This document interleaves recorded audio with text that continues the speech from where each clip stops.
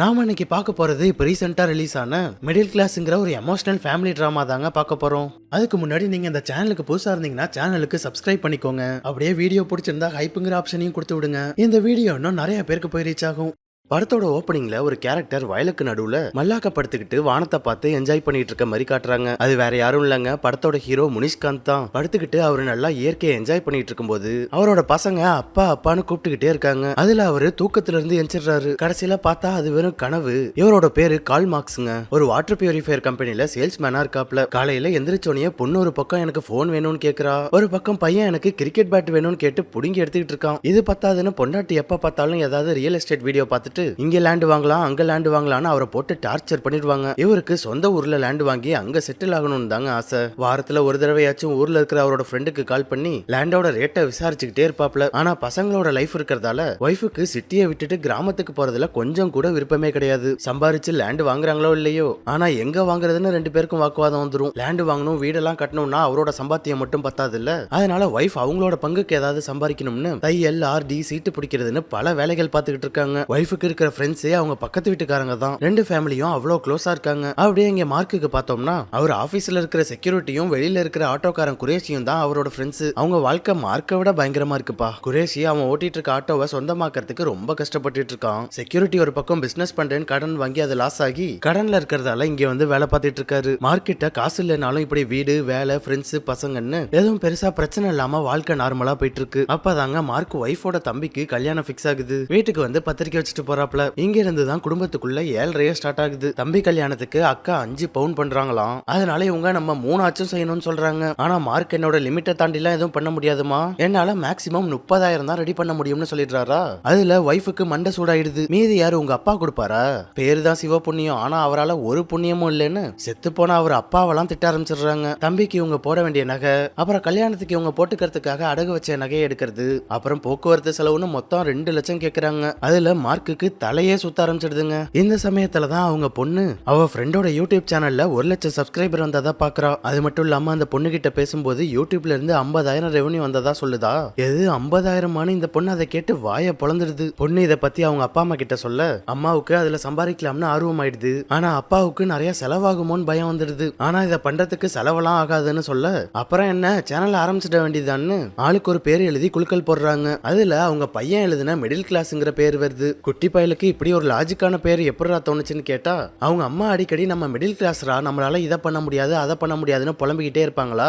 அதான் அந்த மிடில் கிளாஸ்ங்கிறதையே பேரா வச்சுட்டான். உடனே மிடில் கிளாஸ்னு சேனல் ஆரம்பிச்சு அதுல அப்பா அம்மாவுக்கு தெரிஞ்ச பசுமை வீடியோ, சமையல் வீடியோ, பசங்களுக்கு தெரிஞ்ச கேம்ஸ் வீடியோ, இது மாதிரி பல வீடியோஸ் போடுறாங்க. ஆனா அதுல வியூஸும் வர மாட்டேங்குது, சப்ஸ்கிரைபர்ஸும் 400 தாண்ட மாட்டேங்குது. இந்த யூடியூப்லாம் ஒரு பக்கம் போயிட்டு இருக்க இதுக்கு இடையில ஆயுத பூஜை வந்துருது. புருஷனும் பொண்டாட்டியும் வீடு முழுக்க கிளீன் பண்ணிட்டு இருக்க அப்ப மார்க் அவங்க ரூம்ல மேல இருக்கிற அவங்க அப்பாவோட தகர பெட்டியை பாக்குறாரு. அதுல அப்பாவோட ஞாபகம் வந்து அந்த பெட்டி எடுத்து திறந்து பார்க்க உள்ள பழைய காயின்ஸ், கண்ணாடி, போட்டோஸ்னு நிறைய பழைய பொருட்களா கிடக்கு. மார்க் அதை எல்லாத்தையும் எடுத்து பார்த்துட்டு இருக்கும்போது அதுல ஒரு பத்தனா வேற இருக்கிறத பாக்குறாரு. 1970 மார்க்கோட அப்பா இங்க ஒரு எலக்ட்ரிக்கல் கடை வச்சிருந்தாருங்க. அவர்கிட்ட ராம்லால்னு ஒரு நார்த் இந்தியன் பையன் வந்து வேலைக்கு சேர்றான். ரொம்ப நாள் அவன் இவர் அப்பா கிட்ட வேலை பார்த்துக்கிட்டு இருக்கான். நல்ல வேலை செய்யறான், ரொம்ப நம்பிக்கையான ஆளா இருக்கானா. அதனால இந்த கடையை உன் பேர்லயே எழுதி வைக்கிறேன், நீ பாத்துக்க, நான் ஊருக்கு கிளம்புறேன்னு சொல்லிடுறாரு. யாரா இந்த ஆளு இப்படி இருக்காருன்னு நம்ம பார்த்தா மார்க்கோட அப்பா ஜமீன் பரம்பரைங்க.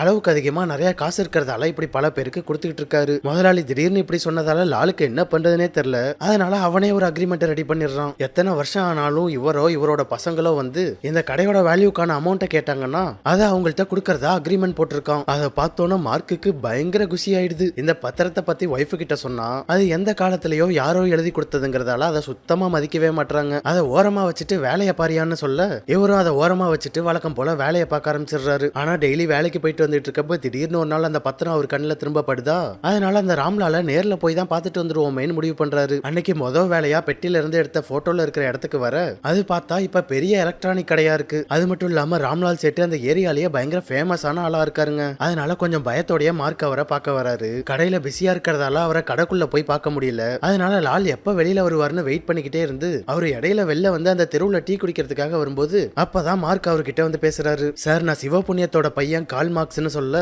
அவருக்கு வாழ்க்கை கொடுத்த முதலாளியோட பையனை பார்த்து அவருக்கு பயங்கர ஹாப்பி ஆயிடுது. உங்க அப்பா மாதிரி ஒரு நல்ல மனுஷனை பார்க்கவே முடியாதுப்பா அப்படின்னு அப்பாவை பெருசா புகழ ஆரம்பிச்சிடுறாரு. சரி என்ன விஷயமா வந்திருக்கீங்க, அப்பா எப்படி இருக்காங்கன்னு கேட்க அப்பதான் மார்க் அவரோட அப்பா இறந்து 10 வருஷம் ஆச்சுன்னு சொல்லி சேட்டு இவர் அப்பா கூட டீல் போட்டிருந்த பத்திரத்தை எடுத்து காட்டுறாரு. சேட்டு அதை வாங்கி பார்த்துட்டு நான் இப்போ ஒரு வேலையா மும்பை வரையும் போறேன், நீ அடுத்த வாரம் வா, நான் 1 கோடி செக் போட்டு தரேன்னு சொல்றாரு. எது 1 கோடியான்னு மார்க் அதை கேட்டு வாயை பொளந்துடுறாருங்க. லால் அவரோட கார்டை கொடுத்து அடுத்த வாரம் கால் பண்ணிட்டு இந்த இடத்துக்கு வான்னு சொல்லி அனுப்பி வைக்கிறாரு. இந்த விஷயத்த ஒய்ஃப் கிட்ட வந்து சொல்ல அவங்க அதை கேட்டு துள்ளி குதிக்க ஆரம்பிச்சிடுறாங்க. காசு வர போறதால அன்னையில இருந்து அவரை தாங்குன்னு தாங்க ஆரம்பிக்கிறாங்க. அது கூட பரவாயில்ல, இவ்வளவு நாள் பெட்டிக்குள்ள ஒட்டடை புடிச்சு கிடந்த மாமனார் போட்டோவை எடுத்து நல்லா கிளீன் பண்ணி லைட் செட்டப் எல்லாம் பண்ணி மாலெல்லாம் போட்டு வச்சிருக்காங்க. அவர் மூலமா காசு வருதுன்னு தெரிஞ்சோன்னா அவர் மேல தனி மரியாதை வருது. அது மட்டும் இல்லாம 1 கோடி வரப்போகுதுன்னு 2 லட்சத்துக்கு போட்டிருந்த கல்யாண பிளான் இப்ப 4 லட்சம் ஆயிடுது. அதுவும் காசு வரப்போகுதுன்னு கல்யாண செலவுக்காக ராக்கெட் வட்டிக்கெல்லாம் காசு வாங்கி நல்லா தாராளமா செலவு பண்ணி எந்த குறையும் இல்லாம நல்லபடியா கல்யாணத்தை முடிச்சிட்டு வராங்க. கட் பண்ணா இப்ப லால் சொன்ன டேட் வந்துருது. காசு வர போறதால பெட் காஃபி எல்லாம் கொடுத்து புருஷனை எழுப்பி விடுறாங்க. அன்னைக்கு அவர் சொன்ன மாதிரியே மார்க் வந்து அவரை மீட் பண்ண உன் பேரை மட்டும் ஃபில் பண்ணிக்கோன்னு சொல்லி 1 கோடிக்கு செக் கொடுக்குறாரு. உங்க அப்பா எனக்கு பண்ணதுக்கு நான் இதுக்கு மேலையும் பண்ணணும்னு எனக்கு ஆசை, ஆனா ஃபைனான்ஸ் எல்லாம் என் பையனோட கண்ட்ரோல்ல இருக்கு, அதான் என்னால முடிஞ்சதை பண்ணிருக்கேன்னு சொல்லிட்டு போறாரு. அதே நேரம் ஒய்ஃப் வேற பயங்கர ஆர்வத்துல இருக்கிறதால செக் வாங்கின கொஞ்ச நேரத்திலேயே அவங்க கிட்ட இருந்து கால் வருது. என்னாச்சு செக் வாங்கிட்டீங்களான்னு கேட்க மார்க்கும் நான் செக் வாங்கிட்டேன்னு சொல்றாரா. உடனே அவங்க சீக்கிரம் வாங்க, நான் பார்த்து வச்சிருக்க லேண்ட போய் புக் பண்ணிட்டு வந்துடலாம்னா அவசரமா கூப்பிடுறாங்க. ஆனா இவரு அதுக்கு முன்னாடியே செக் வாங்கின கையோட ஊர்ல இருக்கிற ஃப்ரெண்டுக்கு கால் பண்ணி அங்க ஏதாவது லேண்ட் இருந்தா பார்த்து வைன்னு சொல்லிட்டாரு. இதனால போன்லயே 2 பேருக்கும் வாக்குவாதம் ஆக ஆரம்பிச்சிடுது. இதுக்கு மேல பேசிக்கிட்டு இருந்தோம்னா சண்டை ரொம்ப முத்தி போயிடுன்னு புரிஞ்சிடுதா. அதனால நான் பேங்க் போய் செக் மாத்தணும்னு சொல்லி போனை கட் பண்ணிட்டு அங்க இருந்து கிளம்பிடுறாரு. மார்க் அங்க இருந்து ஆசையா பேங்க் போயிட்டு இருக்க அப்ப வழியில திடீர்னு பார்த்தா ஆப்போசிட்ல அவர் கூட வேலை பார்க்கிற ராஜேந்திரன் ஒரு ஆளுக்கு ஆக்சிடென்ட் ஆயிடுது. இவரு பதறி போய் என்னாச்சோ ஏதாச்சோன்னு ஓட அங்க ராஜேந்திரனுக்கு பயங்கரமா அடிபட்டு இருக்கு. அதனால உடனே ஆம்புலன்ஸ் வர வச்சு அவர் அதுல ஏத்தி ஹாஸ்பிட்டலுக்கு அழைச்சிட்டு போறாரு. இந்த விஷயத்த அவங்களோட மேனேஜர் கிட்ட சொல்ல அவரு அப்படியா இப்ப எப்படி இருக்காருன்னு ஷாக்கா கேட்டுட்டு உயிருக்கு எந்த ஆபத்தும் இல்லைன்னு தெரிஞ்சோன்னா அவர் வேலையை பத்தி பேச ஆரம்பிச்சிடுறாரு. ராஜேந்திரனை ஒரு முக்கியமான டாக்குமெண்ட்டை ஹேண்ட் ஓவர் பண்றதுக்காக தான் அனுப்பியிருந்தேன், அதுக்கு போறப்பதான் இந்த மாதிரி ஆயிடுச்சு, அதனால இவர் அந்த டாக்குமெண்ட்டை பிரிண்ட் அவுட் எடுத்து அந்த ஃபைலை இமிடியேட்டா கொடுத்துட்டு வர சொல்லிடுறாரு. இவரும் வேற வழி இல்லாம மேனேஜர் சொன்னதால ஜெராக்ஸ் கடைக்கு போய் அந்த வேலையை முடிக்கிறாரு. ஹாஸ்பிட்டல் ஃபைல் ஹேண்ட் ஓவர்னு இதுலயே அன்னைக்கு டைம் போயிட்டதால அன்னைக்கு பேங்கே போக முடியாத மாதிரி ஆயிடுது. கட் பண்ணா இப்ப அடுத்த நாள் விடியுது. வேலைக்கு போனா பேங்க் போக முடியாதுன்னு இன்னைக்கு காலையிலே நேரா பேங்க்குக்கு வந்துடுறாரு.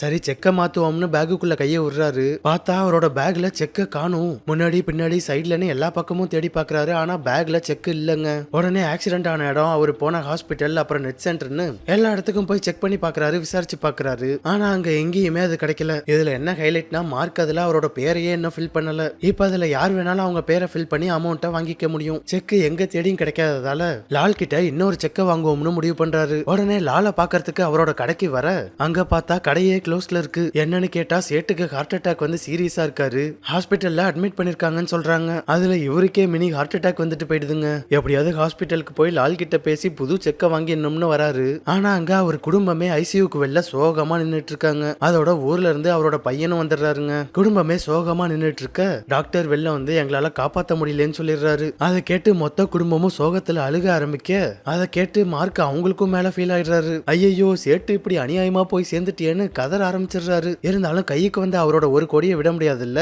அதனால அதை எப்படியாவது வாங்கியே தீரணும்னு மார்க் சேட்டோட சாவு வீட்டுக்கே வந்துடுறாரு. சேட்டோட பையன் கிட்ட வந்து உங்க அப்பா கொடுத்த செக்கை மிஸ் பண்ணிட்டேன்னு சொல்ல அவரும் ஏதாவது சில்லற அமௌண்டா இருக்கும் கொடுத்துடலாம்னு எவ்வளோன்னு கேக்குறாரு. சொன்னா நம்புவாங்களான்னு தெரியலன்னு இவரே டவுட்ல 1 கோடின்னு சொல்ல அதுலயே பையனுக்கு மார்க் மேல சந்தேகம் வந்துடுது. உடனே அப்பாவோட பிஏவை கூப்பிட்டு வந்திருக்க மார்க்க காட்டி இவரை தெரியுமான்னு கேட்க அவரு நான் இந்த ஆளை இதுக்கு முன்னாடி பார்த்ததே இல்லைன்னு சொல்லிடுறாரு. லாலும் மார்க்கும் 2 தடவையும் கடைக்கு வெளில தான் மீட் பண்ணிக்கிட்டாங்களா, அதனால அவங்க மீட் பண்ணிக்கிட்டதுக்கும் செக் கொடுத்ததுக்கும் எந்த ப்ரூஃபும் இல்ல. யாருக்கும் தெரியாததால மார்க்க ஃப்ராடுன்னு நினைச்சுக்கிட்டு அவரை ஃப்ராடுன்னு சொல்லி வெளில துரத்தி விட்டுறாரு. அதே நேரம் மார்க்கோட ஒய்ஃப் கந்து வட்டிக்காரன்ட்ட கடன் வாங்கினதுக்கான டைம் முடிஞ்சிட்டா அவங்க வேற ஷார்ப்பா வீட்டுக்கு வந்துடுறாங்க. புருஷன் தான் செக் வாங்கிட்டாரு, எப்படி இருந்தாலும் காசு கொடுக்க தான் போறோம், அதனால அவங்க காசு கேட்டு வீடு வரையும் வந்ததால இன்னும் 2 நாள்ல கொடுத்துறேன்னு திட்டி விட்டு அனுப்பிடுறாங்க. ஆனா இங்க புருஷன் அந்த செக்கையே மிஸ் பண்ணிட்டு நிக்கிறது அவங்களுக்கு தெரியாது. இது பொண்டாட்டிக்கு தெரிஞ்சா பெரிய பிரச்சனை ஆயிடும்னு அதை கண்டுபிடிக்கிறதுக்காக அவங்கள 2 நாளைக்கு ஊரை விட்டு அனுப்பி வைக்கிறதுக்கு பிளான் போடுறாரு. உடனே ஒய்ஃபோட தங்கச்சிக்கு கால் பண்ணி ஏமாடி இப்போதைக்கு என்கிட்ட என்ன ஏதுன்னு கேட்காம உனக்கு உடம்பு சரியில்லைன்னு சொல்லி உங்க அக்காவை 2 நாளைக்கு உன் கூட கூப்பிட்டு வச்சுக்கன்னு சொல்றாரு. அதனால அவங்களும் மார்க்கோட ஒய்ஃபுக்கு கால் பண்ணி, அதாவது அவங்க அக்காவுக்கு கால் பண்ணி கூப்பிட ஒய்ஃபும் என் தங்கச்சி உடம்பு சரியில்லைன்னு கூப்பிடுறான், நான் ஊருக்கு போயிட்டு வரேன்னு கிளம்பிடுறாங்க. மார்க்கு செக் மிஸ் ஆன மேட்டரை அவர் ஃப்ரெண்ட்ஸ் கிட்ட சொல்லி புலம்ப இவ்வளவு இவ்வளவு கேர்லெஸ்ஸா இருக்கியேன்னு அவங்க மார்க்க நல்லா திட்ட ஆரம்பிச்சிடுறாங்க. இருந்தாலும் குரேஷி எனக்கு தெரிஞ்ச ஒரு டிடெக்டிவ் இருக்காரு, ரெகுலர் கஸ்டமர் தான், அவரை போய் பார்க்கலாம்னு ஐடியா கொடுக்குறாங்க. அவரு காணா போன பொருள் எல்லாம் கண்டுபிடிச்சு கொடுக்குற ஆளுப்பா, அவர்கிட்ட போனா எப்படியாவது கண்டுபிடிச்சிடலாம்னு சொல்ல 3 பேரும் உடனே அவரை பாக்குறதுக்காக வராங்க. ஆபீஸ்க்கு வந்தா டிடெக்டிவ் ரிட்டையர்ட் ஆயிட்டாருன்னு அவங்க ஆபீஸையே காலி பண்ணிட்டு இருக்காங்க. அந்த டிடெக்டிவ் வேற யாரும் இல்லங்க, அது ஆக்டர் ராதா ரவி. மார்க் ரவி கிட்ட அவரோட நிலைமையை சொல்லி புலம்ப ரவியும் மார்க் மேல பாவப்பட்டு இதை அவரோட கடைசி கேஸா எடுத்துக்கிறாருங்க. ரவி மார்க் அழைச்சிக்கிட்டு மார்க் கடைசியா போன ஜெராக்ஸ் கடையில இருந்து என்கொயரி ஆரம்பிக்கிறாரு. டிடெக்டிவ்னு சொன்னா எவனும் மதிக்க மாட்டாங்களா, அதனால போலீஸ்னு சொல்லி விசாரிக்கிறாரு. அவரோட இன்டெலிஜென்ஸை யூஸ் பண்ணி அந்த ஜெராக்ஸ் கடை மார்க் போன ஹாஸ்பிட்டல் ஆக்சிடென்ட் ஆன இடம்னு அவர் அன்னைக்கு போன எல்லா ஸ்பாட்லயும் விசாரிச்சு பாக்குறாங்க. கடைசியா வீடு வரையும் வந்து தேடி பாக்குறாங்க.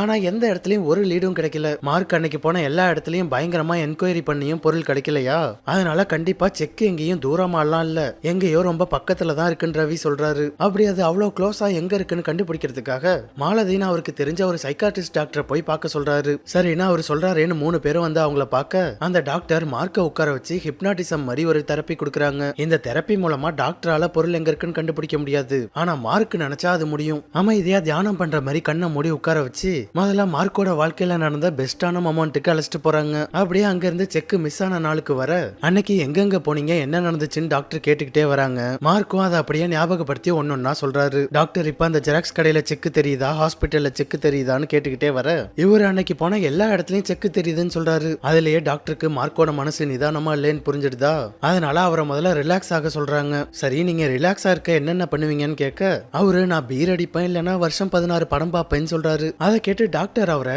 இன்னைக்கு ஒரு பீர் அடிச்சுட்டு அந்த படத்தை பாருங்கன்னு சொல்றாங்க. சரின்னு அவரும் டாக்டர் சொன்ன மாதிரியே செய்யறாரு. அடுத்த நாள் மைண்டும் நல்லா ரெஃப்ரெஷ்ஷா இருக்கிறத ஃபீல் பண்றாரு. இருந்தாலும் செக் மிஸ் ஆன இடம் மட்டும் கரெக்டா தெரியல. ஆனா இவரு செக்க கண்டுபிடிக்கிறதுக்கு முன்னாடி அவர் ஒய்ஃபுக்கு இவர் செக்க மிஸ் பண்ணது தெரிஞ்சிடுது. அதனால உடனே ஊர்ல இருந்து கிளம்பி வந்துடுறாங்க. 1 கோடிக்கு செக் கிடைச்சதுன்னு தெரிஞ்சவனே எந்த அளவுக்கு ஹாப்பியா இருந்தாங்களோ இப்ப அதை விட கொலை வெறியில இருக்காங்க. உன்னால ஒரு பேப்பரை கூட பத்திரமா வச்சுக்க முடியாதா அப்படின்னு புருஷனை கண்ணா பின்னான்னு திட்ட ஆரம்பிச்சிடுறாங்க. மார்க் அதுக்கு என்ன பதில் சொல்றதுனே தெரியாம முழிச்சுக்கிட்டு இருக்க, நீ முதல்ல என் கண்ணு முன்னாடியே வந்துடாத, என் பசங்களை எப்படி பாத்துக்கணும்னு எனக்கு தெரியும்னு புருஷனை வீட்டை விட்டே துரத்தி விட்டுறாங்க. ஆனா அவரை துரத்தி விட்ட கொஞ்ச நேரத்திலேயே கந்து வெட்டிக்காரன் அவங்க வீட்டுக்கு வந்துடுறான். அன்னைக்கு வேற வீராப்பா பேசி அனுப்பி வச்சாங்களா, இன்னைக்கு அவங்களால அவனுங்க மூஞ்சையே பார்க்க முடியல. காசு கேட்டா மார்க்கோட ஒய்ஃப் பாவமானிக்கிறாங்களா, அதுலயே அவங்கள்ட்ட காசு இல்லைன்னு புரிஞ்சிடுது. அதனால உனக்கு இன்னும் 2 நாள் தான் டைம் தருவேன், அதுக்குள்ள காசு வந்து சேரலன்னா ஒன்னும் இழுத்துட்டு போயிடுவேன்னு எல்லாரும் முன்னாடியும் ரொம்ப மோசமா பேசிட்டு போயிடுறான். அதோட இவங்க எங்க வீட்டு எதுவும் காலி பண்ணிட்டு போயிடுவாங்களோன்னு ஒரு ஆளை விட்டு இவங்க வீட்டை வாட்ச் பண்ண சொல்லி விட்டுட்டு போறான். அன்னைக்கு ராத்திரி மார்க் ரொம்ப சோகமா செக்யூரிட்டியோட ரூம்ல உட்கார்ந்து இருக்க,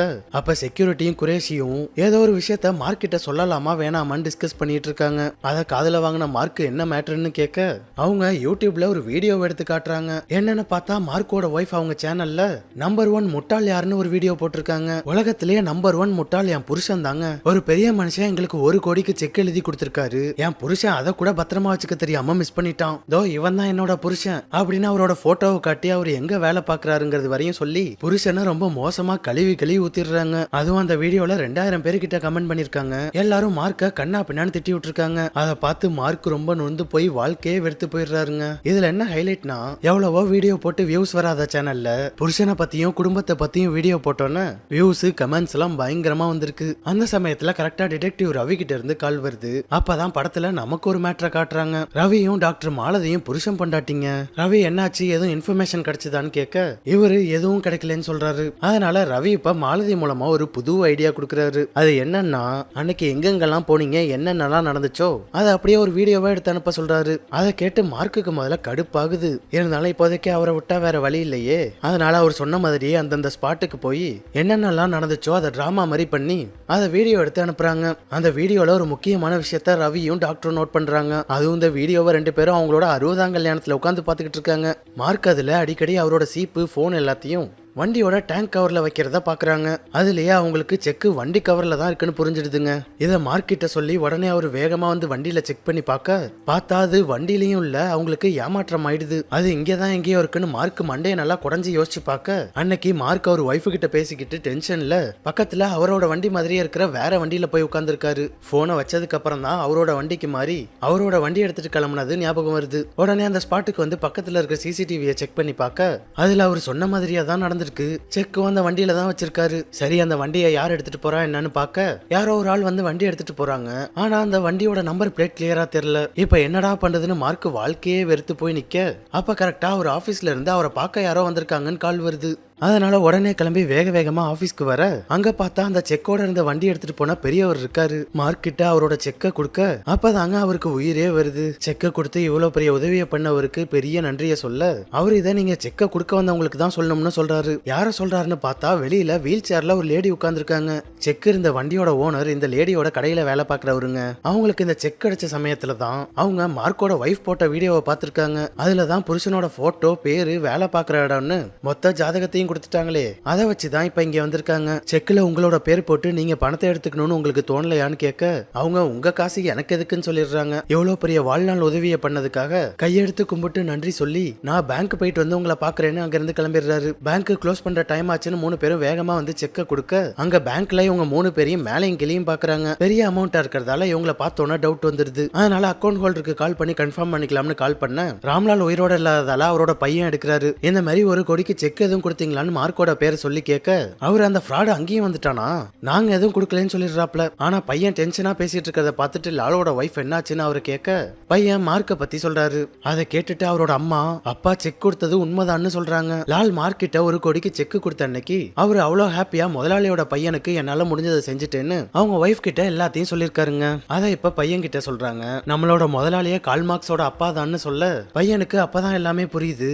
கால் மார்க்ஸ் மேல மரியாதையே வந்துடுது. அதனால பேங்க்ல உடனே இங்க ஒரு மிஸ் அண்டர்ஸ்டாண்டிங் ஆயிட்டு அதான் தப்பா சொல்லிட்டேன், அது நாங்க கொடுத்ததுதான்னு சொல்ல, அதுக்கப்புறம் தான் பேங்க்ல இவங்க 3 பேரையும் நம்புறாங்க. மார்க் 1 கோடியும் எனக்கு கேஷா வேணும்னு கேட்க, அவர் கேட்ட மாதிரியே பேங்க்ல மொத்த பணத்தையும் கேஷா கொடுக்குறாங்க. அதுல 3 பேருக்கும் பயங்கர ஹாப்பி ஆயிடுதுங்க. ஒரு வழியா பல போராட்டங்களுக்கு அப்புறம் மார்க்குக்கு சேர வேண்டிய 1 கோடி கிடைச்சிடுது. ஆனா இவ்வளவு நாள் பணம் வரப்போகுதுன்னு எக்ஸைட்டா இருந்தவரு இப்ப பணம் கிடைச்சதுக்கு அப்புறம் ஏதோ சாட்டிஸ்பாக்சன் இல்லாத மாதிரியே இருக்காரு. அப்ப வழியில பூங்கால ஒருத்தர் காக்காவுக்கு சாப்பாடு வைக்கிறத பார்க்க, அதை ஒரு காக்கா வந்து சாப்பிடுது. ஆனா அது மட்டும் தனியா சாப்பிடாம எல்லா காக்காவையும் கூப்பிட்டு வச்சு சாப்பிடுறத பாக்குறாரு. அப்பதாங்க அவர் அப்பா சொன்ன விஷயம் ஞாபகம் வருது. நம்ம மட்டும் வாழ்ந்தா பத்தாது, கூட இருக்கிறவங்களுக்கும் நம்ம ஏதாவது கொடுக்கணும்னு சின்ன வயசுல இருந்து சொல்லி கொடுத்து வளர்த்தது அவர் கண்ணு முன்னாடி வந்துட்டு போகுது. அதனால அங்கேயே பேக் ஓபன் பண்ணி முதல் வேலையா அந்த பணத்துல இருந்து ஆட்டோக்காரனுக்கு அவனுக்கு ஆட்டோவை சொந்தமாக்குறதுக்கு தேவையான அமௌண்ட்டை கொடுக்குறாரு. அந்த காசை பார்த்தோன்னா ஆனந்த கண்ணீர்ல அவன் வாயடிச்சு போயிடுறாங்க. அடுத்து செக்யூரிட்டிக்கு அவரோட கடன் அடைக்கிறதுக்கு தேவையான அமௌண்ட்டை கொடுக்குறாரு. ஆனா இவங்க 2 பேருமே பணத்துக்காக ஹெல்ப் பண்ணலங்க.